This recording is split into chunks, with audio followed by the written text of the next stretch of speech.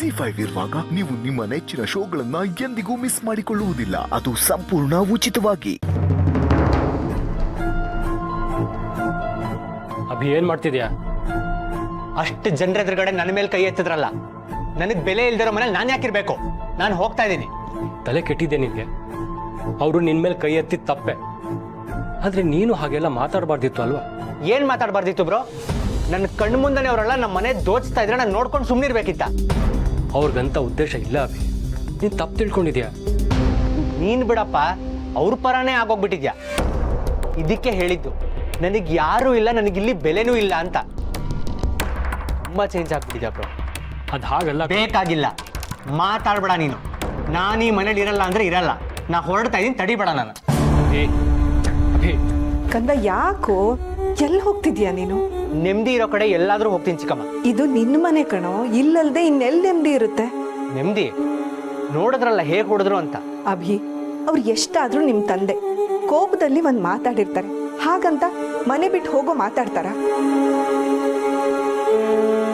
ಅವ್ರು ಯಾವ್ದೋ ಸಂಕಟದಲ್ಲಿ ಸಿಕ್ಕಾಕೊಂಡಿರ್ತಾರೆ ಅಭಿ. ಏನ್ ಸಂಕಟ? ಅವ್ರು ಮತ್ತೊಂದು ಸಂಸಾರದ ಬಗ್ಗೆ ಯೋಚನೆ ಅಷ್ಟೇ.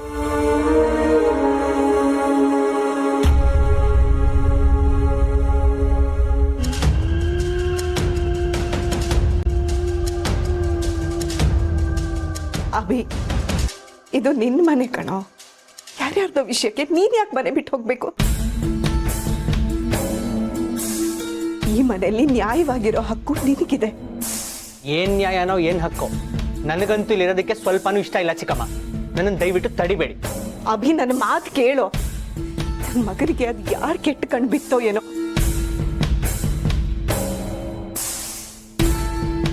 ಹೇಗಿತ್ತೆ ಮದುವೆ ಆಗಿ ಬಾಳಿ ಬದುಕ್ಬೇಕಾದವನು ಮನೆ ಬಿಟ್ಟು ಹೋಗ್ತಿದ್ದೀನಿ ಅಂತ ಹೇಳ್ತಿದ್ಯಾ? ದಯವಿಟ್ಟು ದಯವಿಟ್ಟು ಹೋಗ್ಬೇಡ ಕಣೋ. ನನ್ನ ಮಾತು ಕೇಳೋ ಅಭಿ. ಅಭಿ, ಇಂಥ ಅಮ್ಮ ನಾನು ಎಲ್ಲೂ ನೋಡಿಲ್ಲ.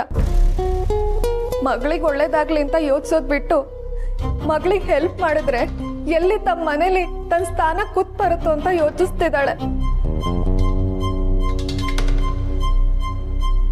ಸಂಧ್ಯಾ, ಅಮ್ಮಂಗೆ ಫೋನ್ ಮಾಡಿದ್ಯಾ? ನಾನು ಅಪ್ಪಂಗೆ ಮಾಡಿದ್ದೆ. ಈ ಅಮ್ಮ ಅವಳೇ ಫೋನ್ ಮಾಡಿ ತನ್ನ ಗಂಡ ನಿನಗೊಂದು ಬಿಡಿಗಾಸು ಕೊಡಲ್ಲ ಅಂದ್ಲು. ಅಂದ್ರೆ ನಿನ್ ಮಾಧವ್ ಸರ್ ಹತ್ರ ದುಡ್ಡು ಕೇಳಿದ್ಯಾ? ಹೌದು, ಯಾರ ಹತ್ರ ಏನಿದೆಯೋ ಅದನ್ನೇ ಕೇಳ್ಬೇಕು ತಾನೆ. ಏಯ್, ನಿನ್ಗೆ ತಲೆ ಕೆಟ್ಟಿದ್ಯಾ? ಅವ್ರನ್ನ ದುಡ್ಡು ಕೇಳಿದ್ರೆ ಅಲ್ಲಿ ನಿಮ್ಮ ಅಮ್ಮನಿಗೆ ಎಷ್ಟು ಅವಮಾನ ಆಗುತ್ತೆ ಅನ್ನೋದು ಗೊತ್ತಿದೆಯಾ? ತಾತ, ಸಮುದ್ರದಿಂದ ಒಂದ್ ಗ್ಲಾಸ್ ನೀರ್ ತೆಗೆದ್ರೆ ಸಮುದ್ರ ಏನ್ ಕರಗೋಗುತ್ತಾ? ಅವ್ರ ಹತ್ರ ಅಷ್ಟು ದುಡ್ಡಿದೆ, ನಾನೊಂದಷ್ಟು ಲಕ್ಷ ಕೇಳ್ದೆ, ತಪ್ಪೇನಿದೆ? ಲೇ, ನಿನ್ಗೇನ್ ಮಾನ ಮರ್ಯಾದೆ ಸ್ವಾಭಿಮಾನ ಏನೂ ಇಲ್ವಾ? ಕೊನೆಗೆ ಆತ್ಮಗೌರವನೂ ಇಲ್ವಾ? ತಾತ, ಹೊಟ್ಟೆ ಹಸ್ದಾಗ ನೀವೀಗ ಹೇಳಿದ್ರಲ್ಲ, ಅದ್ಯಾವುದೂ ಬರಲ್ಲ ಹೊಟ್ಟೆ ತುಂಬಿಸೋಕೆ, ದುಡ್ಡೇ ಬರೋದು. ನಿನ್ನ ಹೊಟ್ಟೆ ಹಸ್ಕೊಂಡಿರೋ ಹಾಗೆ ಯಾರು ಮಾಡಿದಾರಿಲ್ಲಿ? ದಿನ ಗಡಗ್ದಾಗ ತಿಂತೀಯ? ಹಾಸಿಗೆ ಇದ್ದಷ್ಟು ಕಾಚಾಚ್ಕೊಂಡಿರೋದಕ್ಕೆ ಏನ್ ರೋಗ ನಿನಗೆ? ನೋಡ್ತಾತ, ನಂಗೆ ಈ ಜೀವನ ಸಾಕಾಗಿದೆ. ಏನೋ ಒಂದ್ಸಲ ದುಡ್ಡು ಕೇಳ್ದೆ ಅಂತ ಆ ಅಮ್ಮ ಹೇಗೆಲ್ಲ ಮಾತಾಡ್ಬಿಟ್ಲು ಗೊತ್ತಾ? ಶ್ರೀಮಂತರ ಮನೆ ಸೊಸೆ ಅಂತ ಸೊಪ್ಪು ಬಂದಿದೆ ಅವಳಿಗೆ. ನಾನು ಸ್ವಾಭಿಮಾನದಿಂದ ಬದುಕುತ್ ಕಲಿಬೇಕಂತೆ. ಆ ಮನೆಯಿಂದ ನನಗೆ ಒಂದು ಬಿಡಿಗಾಸು ಸಿಗಲ್ವಂತೆ. ಇನ್ಮೇಲೆ ಯಾರು ದುಡ್ಡು ಕೇಳ್ಬಾರ್ದಂತೆ. ಎಷ್ಟು ಮಾತಾಡ್ಲು ಗೊತ್ತಾ ತಾತ? ಸರಿಯಾಗೇ ಹೇಳಿದ್ದಾಳೆ. ಅವಳಾಗಿದ್ದಕ್ಕೆ ಅಷ್ಟೇ ಹೇಳಿದ್ಲು. ನಾನಾಗಿದ್ದಿದ್ರೆ ಅಲ್ಲಿಂದ ಇಲ್ಲಿವರೆಗೂ ಬಂದು ನಿನ್ನ ಸಿಗದ್ ತೋರಣ ಕಟ್ತಾ ಇದ್ದೆ. ಅಲ್ಲ ಸಂಧ್ಯಾ, ಇಲ್ಲೇನು ಪ್ರಾಬ್ಲಮ್ ಆಗ್ತಾ ಇದೆ ನಿನಗೆ? ಅವ್ರ ಹತ್ರ ಯಾಕೆ ದುಡ್ಡು ಕೇಳ್ತಾ ಇದೆಯಾ? ಏನ್ ಕಮ್ಮಿ ಆಗಿದೆ ಅಂತ ಕೇಳೋಕೆ ಏನ್ ಜಾಸ್ತಿ ಇದೆ ಅಂತ ಹೇಳಿ ನೋಡೋಣ. ನಾನೇ ನನ್ಗೋಸ್ಕರ ದುಡ್ಡು ಕೇಳಿಲ್ಲ.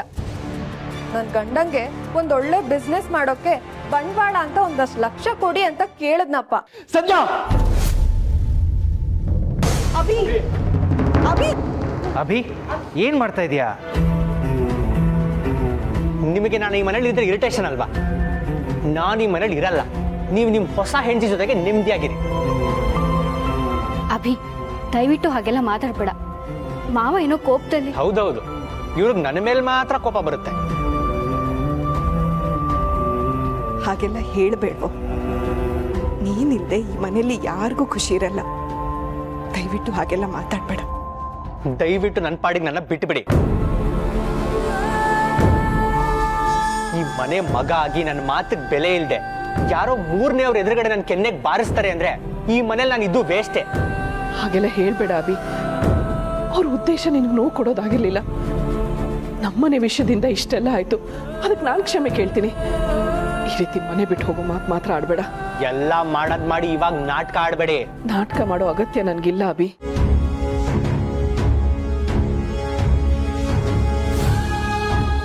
ನೀನ್ ಹೀಗೆ ಮನೆ ಬಿಟ್ಟು ಹೋಗ್ತೀಯ ಅಂದ್ರೆ ನಾನು ಹೇಗೆ ಸಹಿಸ್ಲಿ ಹೇಳು? ನಾಟಕ, ಬರೀ ನಾಟಕ. ನಮ್ ಎಲ್ರ ಎದುರುಗಡೆ ಒಳ್ಳೆಯವ್ರಾಗ್ಬೇಕು ಅಂತ ನಾಟಕ ಆಡ್ತಿದಾರಷ್ಟೇ. ನೀವ್ ಏನೇ ಮಾಡಿದ್ರು ನನ್ನ ದೀಪಿಕನ ದೂರ ಮಾಡಿದ್ ನೀವೇ ಅನ್ನೋ ಸತ್ಯ ಸುಳ್ಳಾಗಲ್ಲ ಅಲ್ವಾ?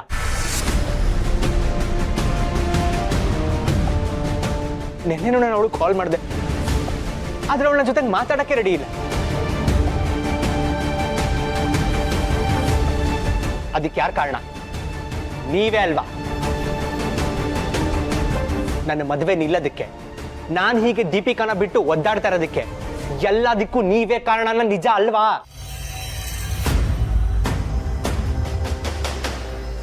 ಅಭಿ, ಆ ವಿಷಯ ಎಲ್ಲ ಯಾಕೀಗ? ಆ ವಿಷಯದಿಂದ ನಂಗೆ ಹೊರಗೆ ಬರಕ್ ಆಗ್ತಿಲ್ಲ ಬ್ರೋ. ಇವ್ರು ನೋಡ್ದಾಗೆಲ್ಲ ನನಗೆ ಅದೇ ನೆನಪಾಗುತ್ತೆ. ಅಭಿ, ನೀನು ಹೇಳ್ತಾ ಇರೋದು ನಿಜ ಇರ್ಬೋದು. ನಮ್ಮಿಂದ ನಿನಗೆ ನೋವು ಆಗಿದೆ ನಿಜ. ಆದ್ರೆ ಕಾಲ ಎಲ್ಲದಕ್ಕೂ ಪರಿಹಾರ ಹೇಳತ್ತೆ. ದಯವಿಟ್ಟು ನೀನ್ ಮನೆ ಬಿಟ್ಟು ಹೋಗೋ ನಿರ್ಧಾರ ಮಾತ್ರ ಮಾಡಬೇಡ ಅಭಿ. ನಾನು ಯಾಕೆ ನಿಮ್ಮ ಮಾತು ಕೇಳಬೇಕು? ನೀನ್ ಏನ್ ಹೇಳಿದ್ರು ಮಾಡ್ತೀನಿ ಅಭಿ, ಆದ್ರೆ ದಯವಿಟ್ಟು ಮನೆ ಬಿಟ್ಟು ಹೋಗೋ ಮಾತು ಮಾತ್ರ ಆಡಬೇಡ. ಏನಂದ್ರೆ ಏನ್ ಬೇಕಾದ್ರೂ ಮಾಡ್ತೀರಾ? ಹೌದಭಿ, ನೀನ್ ಮನೆ ಬಿಟ್ಟು ಹೋಗಲ್ಲ ಅಂದ್ರೆ ಏನ್ ಬೇಕಾದ್ರೂ ಮಾಡ್ತೀನಿ. ಸರಿ, ಹಾಗಾದ್ರೆ ದೀಪಿಕಾ ನನ್ನ ಜೊತೆಗೆ ಮದುವೆ ಮಾಡಿಸಿ. ಆಗಲ್ಲ ಅಂದ್ಮೇಲೆ ಈ ತರ ಮಾತು ಕೊಡಕ್ ಹೋಗ್ಬಾರ್ದು. ಏನ್ ಬೇಕಾದ್ರೂ ಮಾಡ್ತಾರಂತೆ. ಮಾಡಿಸ್ತೀನಿ. ನಿಮ್ಮಿಬ್ರು ಮದುವೆನ ಖಂಡಿತ ಮಾಡಿಸ್ತೀನಿ. ಹೌದು ಅಭಿ, ನಮ್ಮಿಂದ ನಿಂತೋದ್ ಮದುವೆನ ನಾವೇ ಮಾಡಿಸ್ತೀವಿ. ನಾನೇನು ಅವ್ರ ಹತ್ರ ಬಂಗಾರದ ಅರಮನೆ ಕಟ್ಸ್ಕೊಡಿ ಅಂತ ಕೇಳಿದ್ನ? ನನ್ ಗಂಡ ಬಿಸ್ನೆಸ್ ಮ್ಯಾನ್ ಆಗ್ಲಿ, ದೊಡ್ಡ ಶ್ರೀಮಂತ ಆಗ್ಲಿ ಅಂತ ಕೇಳ್ದೆ ಅಷ್ಟೆ. ಅಷ್ಟಕ್ಕೂ ನಾನೇನ್ ಕಂಡೋರ್ ಮನೆಗೆ ಹೋಗಿ ಕೇಳಿಲ್ಲ. ನನ್ನ ಅಪ್ಪನ ಹತ್ರ ಕೇಳ್ದೆ ಅಷ್ಟೆ. ಆ ಮನೇಲಿ 100 ಕೋಟಿಗಿಂತ ಮೇಲೆ ಆಸ್ತಿ ಇದೆ.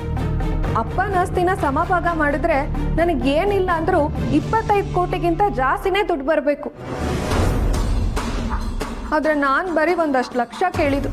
ಅದಕ್ಕೆ ಯಾಕೆ ಸಿಟ್ಟಾಗ್ತೀರಾ? ಸ್ವಲ್ಪನೂ ನಾಚಿಕೆ ಬೇಡವಾ ಇವಳಿಗೆ? ಆಸ್ತಿನಂತೆ ಭಾಗ ಮಾಡೋದಂತೆ. ಅಸಹ್ಯ. ಕೈ ಕಾಲು ಮುರಿದು ಬಿಡ್ತೀನಿ.